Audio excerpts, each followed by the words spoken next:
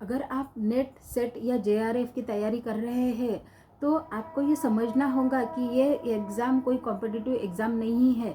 आप जिस भी फैकल्टी से रिलेटेड हो, चाहे आर्ट हो, कॉमर्स हो या साइंस हो, आपकी 11th से लेकर पीजी तक की स्टडी में आप कैसे हो, आप कितना फोकस आपने स्टडी किया है, क्योंकि इसमें आपके डेप्थ को चेक किया जाता है कि आपको उस फैकल्टी का कितना नॉलेज है, आप कितने डीपली समझ गए हो।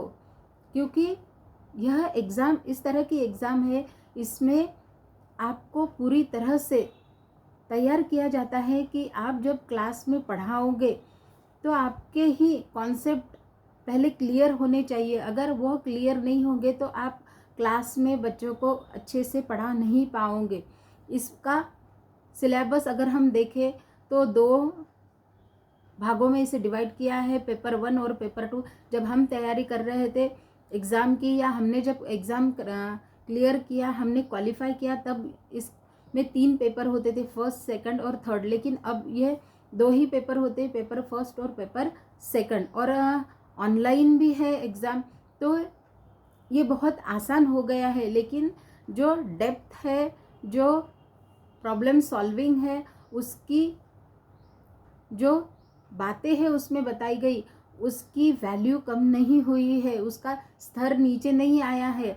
आज भी अगर हम क्वालिफाइंग की लिस्ट देखें तो कट ऑफ लिस्ट हाई ही लगती है। इस बात से हमें पता चल सकता है कि यह एग्ज़ाम कितनी वैल्यूएबल है, और इस वैल्यूएबल एग्ज़ाम के लिए आपको खुद को उस तरह से वैल्यूएबल बनाना है। कोई भी एग्ज़ाम की जो क्राइटेरिया है उसके हिसाब से उसका वर्क होता है, और उस वर्क के लिए जो कैंडिडेट है उसे खुद को प्रिपेयर करना होता है। जब तक वो खुद को प्रिपेयर नहीं करेगा वो क्वालिफाई नहीं होगा।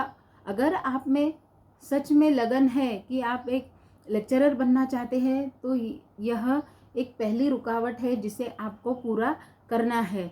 तो दोस्तों, कोई भी एग्ज़ाम बहुत सिंपल या बहुत डिफ़िकल्ट नहीं होती है। हम किस लेवल पर खड़े हैं उससे हमें यह समझ में आता है कि हम उस एग्ज़ाम की तरफ किस तरह से देखते हैं। अगर हमारी स्टडी अच्छी है तो हमें वो आसान लगेंगी। अगर हम स्टडी में पुअर है, हमारा लैक ऑफ कंसंट्रेशन रहेगा, हम कॉन्फिडेंटली एग्ज़ाम क्लियर नहीं कर पाएंगे। तो दोनों बातें हमें समझनी है और तैयारी को लग जाना है।